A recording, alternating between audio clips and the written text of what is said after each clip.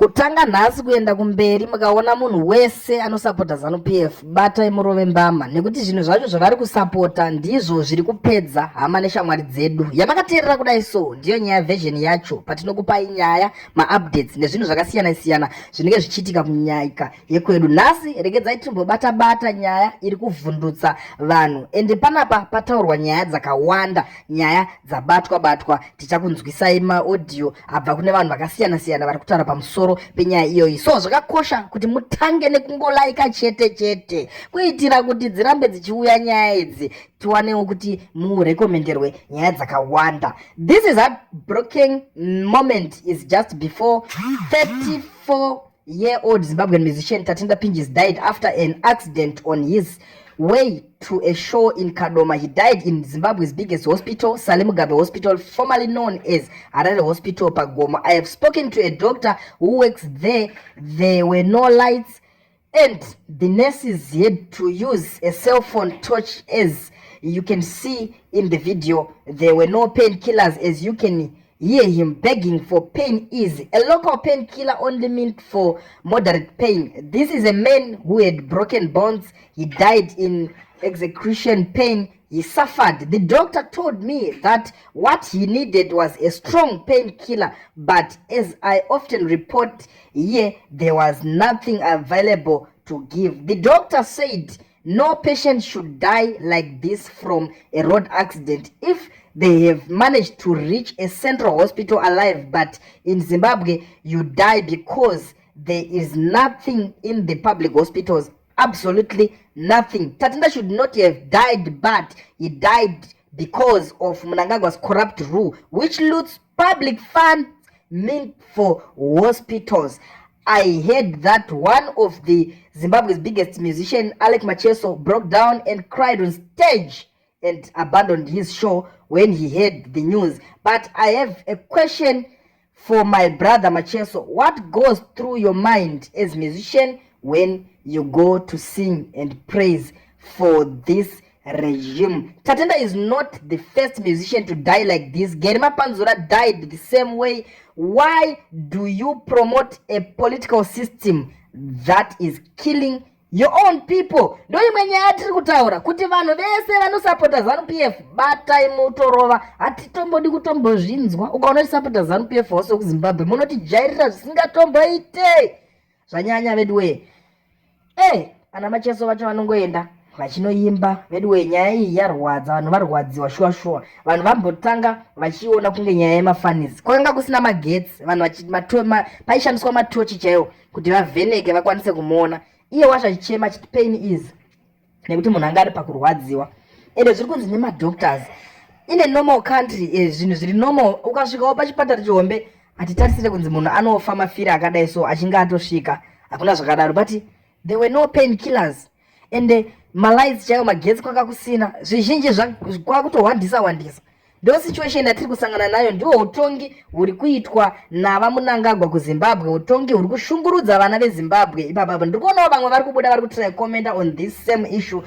This is just not only failing of Mnangagwa. The lack of medical supplies and trained staff is direct result of the tyrannical ZANU-PF and started with Mugabe. Let's not forget that it started with Mugabe. His sins cannot be forgotten or forgiven. Mumwe ari kubatanidzira munhu wacho anenge akatorikruta vaMugabe vacho, akarikrutwa navaMugabe. Saka kwave kubatanidzirwa kwesystem kuti Mnangagwa akabva nekuna vaMugabe, ndokwa zvakatangira ikoko. Ende varume vava vakamboita mbiri futi yekuti manesi pachi vaida kutry kuratidzira kuti musadaro, tipewo mari dzedu dzakakwana takashanda, vaitodzinga kuti it will work but you will not work. And mhuri yeZimbabwe ine zvironda pamoyo, vanhu vari kurwadziswa chokwadi, vanhu vari kurwadziwa chose nemasituations akaita seiwaya atiri kuona. Asi tinoona vamwe vaimbi vechidiki vanoenda vachinopiwa tumotikari vachinzi wakagona wakaimba kurali, wakagona wakaimbira ZANU-PF.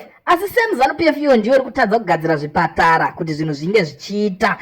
Same ZANU-PF yene system iri kuita kuti zvinhu zvirambe zvakadhakwa, ndiyo iri kuenda zvekare yobva yazopa ivo tumotikari. Motikari imwe chete ikatengeswa inotenga mapain ease kana kuti mapain killer mangani. ndiwo mumwe wemubvunzo uri kushaya mhinduro iri ipapapa. Ndosaka ndati yamangina makateerera kudai ndiyo nyaya version. Inzwaiwo zvekutaurwa pane audio iri mundiudzawo mafungiro enyu kana muchinge mapedza muchikwanisa kusenda renyu mosenda futi ipapa. Naye varume timbobvunza nawo naye varume.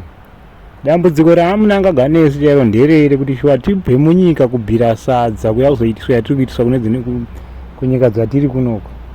No vakomana, enough is enough. Tanzwa vakomana, tanzwa. Kunoita ndokwatazoneta manje vakomana. Tinosekwa kuti hatisi vanhu kune dzimwe nyika. Ukatotaurawo kana shona so unokuita kuti naye vakomana ndikanzwika vakomana kunzi ndiriwo kwamunangagwa pakaipa. Autodiwi kunzwika kutaura shona. Zera kuti Zimbabwe chitori chituko zvokuti tukatotata ndiri muZimbabwe nyika. Chituko chekuti achitomboite. No varume.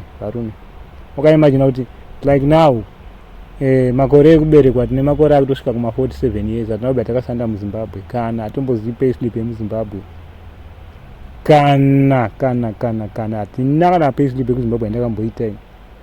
Ani muri kuona azochingonzi ati vamwe vapuwa mota izvino muimba anofawo kwashaya paraseti chaiyo muchipatara hamuna.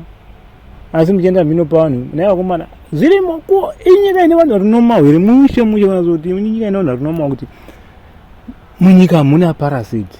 Asi uri kutora mari iwewe uchinopa munhu agara andori nemari yakane mhuri iri kuguta ndo uri kupa mari. This is not normal. Something is wrong.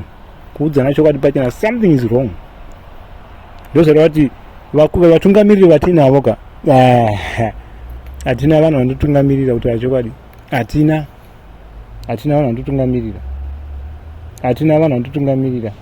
Izvi zvaingoda kuti uyo munhu aripo uyo mubumbu wawo yokava ambosuduruka amboonawo kuti kana chikabatwa nevamwe chinhu ichi vanhu vanochiita sei. Bhozika zvibatsire zvamugabe vakomana vaitova nani. Bhozi like takajamba mupani chinoira mumoto. Ani muri kuona?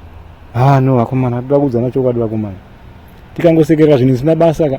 Vanhu varingoitiswa vanhu nhamo uzaita nhamo yekukandwa nhamo yekukandidzirwa soka.